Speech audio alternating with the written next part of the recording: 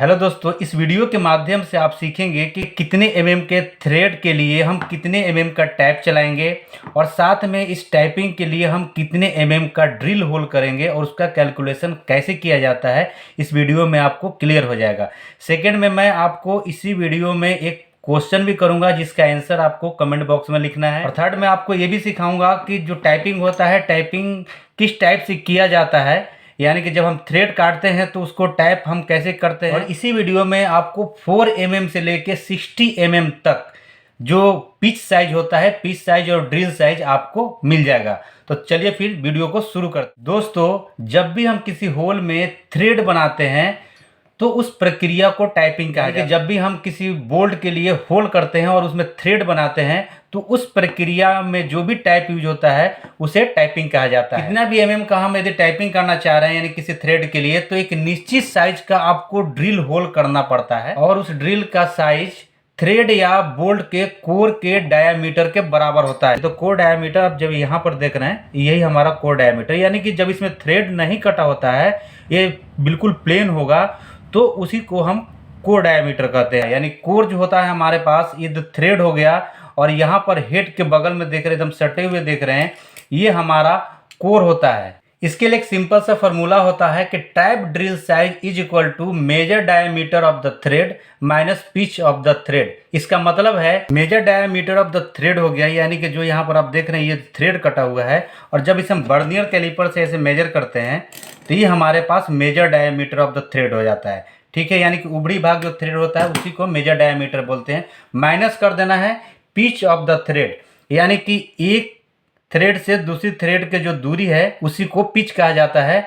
यानी कि pitch is equal to होता है 2 into depth. Pitch is equal to क्या होता है, जो हमारे ये थ्रेड का डेप्थ यानी कि जो गहराई है उसका 2 गुना होता है, तो उसको हम माइनस कर देंगे तो हमारा पिच निकल के आ जाता है। जब भी आप किसी इंटरव्यू में जाते हैं और आपके पास एक बोल्ट देता है और कहता है कि इसी साइज का हमें टाइपिंग करना है, तो हम कितने एमएम का उसमें ड्रिल होल करेंगे, ऐसा क्वेश्चन ही आता है।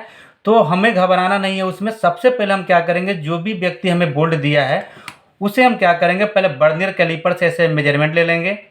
वर्नियर कैलिपर से मेजरमेंट लेने के बाद हम देखेंगे कि ये 12 एमएम का बोल्ट है, तो 12 एमएम के बोल्ट के लिए हमें जो पिच साइज होता है 1.75 होता है। तब हम क्या करेंगे कि 12 एमएम में 1.75 माइनस कर देंगे और हमारा जो ड्रिल साइज निकल के आ जाएगा वो 10.25 निकल के आ जाएगा। तो सबसे पहले हम 10.25 का ड्रिल होल करेंगे, उसके बाद हम फर्स्ट सेकंड थर्ड ये तीनों टाइपिंग चलाएंगे तो हमारा थ्रेड बन के तैयार हो जाएगा।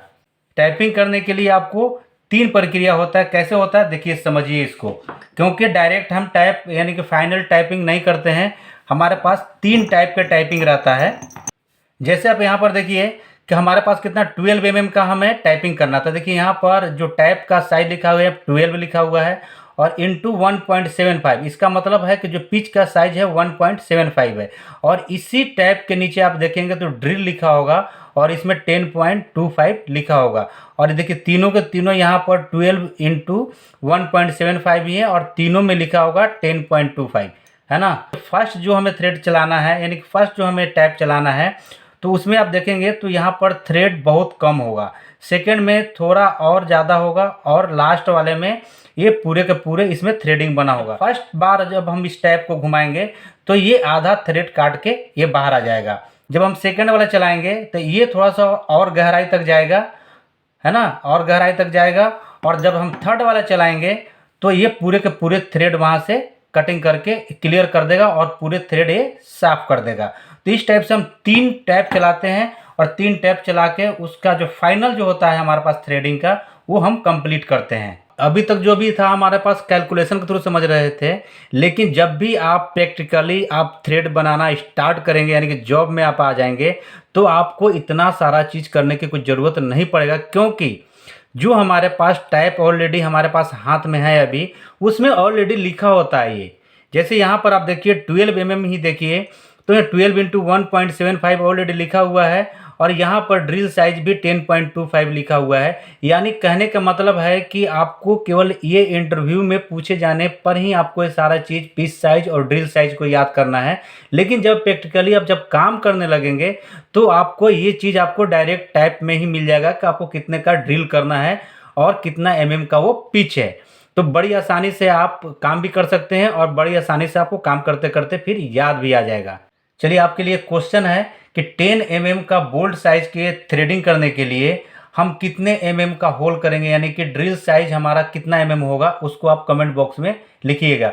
और चलिए आपको 4 एमएम से लेके 60 एमएम तक आपको पिच साइज और ड्रिल साइज यहाँ पर मिलेगा और उसको आप स्क्रीनशॉट लेकर भी रख सकते हैं। दोस्तों यदि वीडियो से आपको कुछ भी सीखने को मिला होगा तो प्लीज़ वीडियो को लाइक और चैनल को सब्सक्राइब करके जाइएगा, क्योंकि इसी टाइप के मैं इंडस्ट्रियल वीडियो हमेशा आपके लिए बनाता रहता हूं। और अपने दोस्तों में ज़रूर शेयर कीजिए। चलिए फिर मिलते हैं नेक्स्ट वीडियो में, तब तक के लिए जय हिंद।